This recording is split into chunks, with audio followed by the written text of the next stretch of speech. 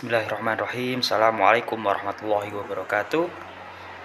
Saya Niko Thomas Hadi Prayoga dari Prodi Hukum Keluarga Islam 5F, NIM 1261022022231. Di sini saya akan memaparkan sebuah materi yang berjudul Profesi Hukum. Langsung saja. Profesi hukum. Profesi hukum adalah profesi untuk mewujudkan ketertiban keadilan yang memungkinkan manusia dapat menjalani hidupnya secara wajar, tidak perlu tergantung pada kekuatan fisik maupun finansial. Hal ini dikarenakan ketertiban berkeadilan adalah kebutuhan dasar manusia, dan keadilan merupakan nilai dan keutamaan yang paling luhur serta merupakan unsur esensial dan martabat manusia. Pengembangan profesi hukum itu mencakupi 4 bidang karya hukum, yaitu penyelesaian konflik secara formal, peradilan yang melibatkan profesi hakim, advokat, dan jaksa. Yang kedua, pencegahan konflik, perencanaan hukum. Ketiga, penyelesaian konflik secara informal, mediasi dan negosiasi. Keempat, penerapan hukum di luar konflik. Profesi hukum di Indonesia meliputi semua fungsionaris utama hukum seperti hakim, jaksa, advokat, notaris, kepolisian, dan jabatan lain. Langsung, bidang-bidang profesi hukum. Pertama, hakim. Profesi hakim ini membutuhkan tanggung jawab dan kesabaran yang tinggi, jujur, adil untuk mencapai pembuktian yang akan dijadikan dasar suatu putusan. Yang kedua adalah jaksa. Jaksa adalah seorang yang menyampaikan dakwaan di pengadilan dan menjalankan hasil putusan pengadilan alias eksekutor berdasarkan Undang-Undang Nomor 16 Tahun 2004 tentang kejaksaan. Jaksa adalah pejabat fungsional yang diberikan wewenang bertindak sebagai. Ketiga, advokat. Keren profesi ini pekerjaannya memberi layanan atau bantuan hukum di dalam maupun di luar pengadilan. Kesemuanya diatur berdasarkan Undang-Undang Nomor 18 Tahun 2023 Pasal 18. Yang keempat, arbiter. Sesuai dengan Undang-Undang Nomor 30 1999 Pasal 1, arbiter adalah seorang atau lebih yang dipilih oleh para pihak bersengketa atau ditunjuk oleh pengadilan dan lembaga administrasi. Yang kelima, notaris. Notaris adalah pejabat umum yang berwenang untuk membuat akte otentik mengenai semua perbuatan, perjanjian, ketetapan, kewenangan lain sesuai pasal 1 Jukto 15 Undang-Undang Republik Indonesia Nomor 30 Tahun 2004 tentang jabatan notaris. Dalam perjalanan fungsinya, notaris memiliki kode etik tersendiri dan merupakan profesi terhormat dan memerlukan integritas dan kualifikasi tersendiri.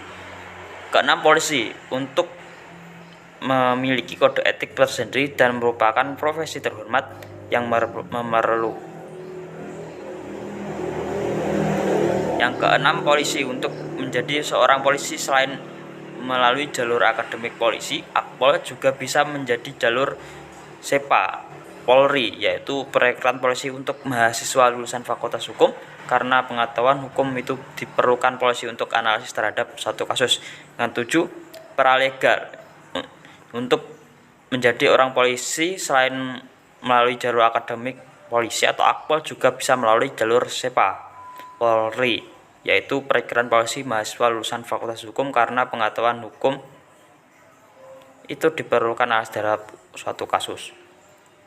Seterusnya, masalah profesi hukum. Sumaryono 1994 menyebutkan ada masalah yang dihadapi, yaitu kualitas pengetahuan profesi hukum. Agar kualitas pelayanan hukum terhadap masyarakat lebih berbobot, cukup dipercaya, maka profesi hukum harus memiliki pengetahuan hukum yang berbobot pula. Yang kedua, penyalahgunaan profesi. Sering terjadi keributan di bidang sidang pengadilan karena adanya penyalahgunaan profesi hukum. Sumaryono menyatakan ada hal-hal yang menjadikan penyebabnya. Salah satunya persaingan individu profesional hukum. Kedua, tidak disiplin diri.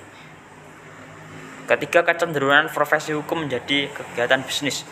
Sekarang timbul kecenderungan semua profesi hukum beralih kepada kegiatan bisnis, tidak kecuali jenis profesi hukum bidang pelayanan umum yang mesti untuk mengatur kepentingan umum untuk kesejahteraan rakyat, misalnya biaya pembuatan akte, notaris mahal, biaya administrasi KTP, SIM, IHEBA, mahal karena dibisniskan. Contoh perilaku hukum pelayanan umum, pengadilan, notaris, LBH, profesi hukum berubah dari bersifat etis menjadi bersifat bisnis.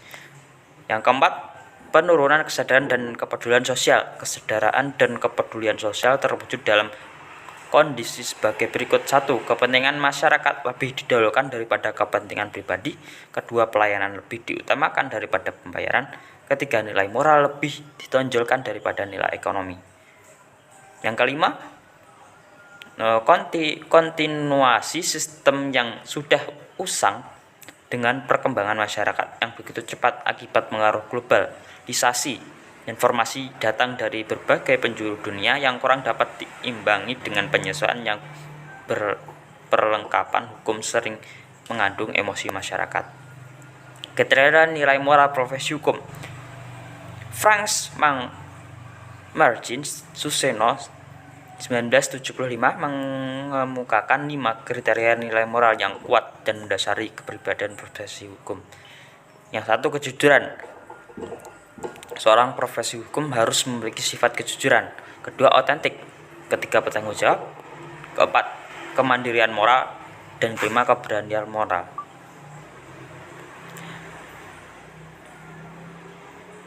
Sikap dan harus dimiliki profesi hukum. Dalam pelaksanaan tugas penegakan hukum wajib menaati norma-norma yang telah ditetapkan. Noto Hamijojo menggunakan 4 norma yang penting dalam penegakan hukum, yaitu kemanusiaan.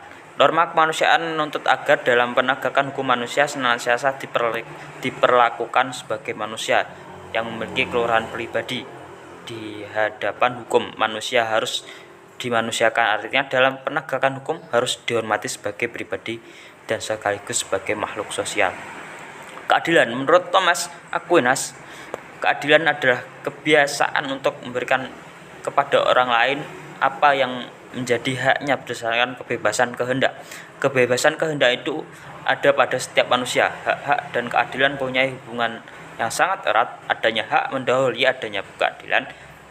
Hak yang dimiliki setiap manusia melekat pada kodrat manusia itu sendiri, bukan semata-mata berasal dari diri manusia. Ketiga, kepatutan. Pada dasar kepatutan merupakan suatu koreksi terhadap keadilan legal. Keadilan legal adalah keadilan yang menerbitkan hubungan antara individu dan masyarakat atau negara. Yang keempat adalah kejujuran. Penegak hukum harus jujur dalam menegakkan dan kebenaran, keadilan, kepatutan yang semuanya itu menyatakan sikap bersih dan ketulusan pribadi seseorang yang sadar akan pengadilan diri terhadap apa yang seharusnya tidak boleh dilakukan. Kejujuran mengarahkan penegakan hukum agar bertindak benar, adil, dan patut. Baik, itu saja pemaparan materi dari saya. Apapun ada kesalahan, mohon minta maaf. Ihdinas siratal mustaqim. Wassalamualaikum warahmatullahi wabarakatuh.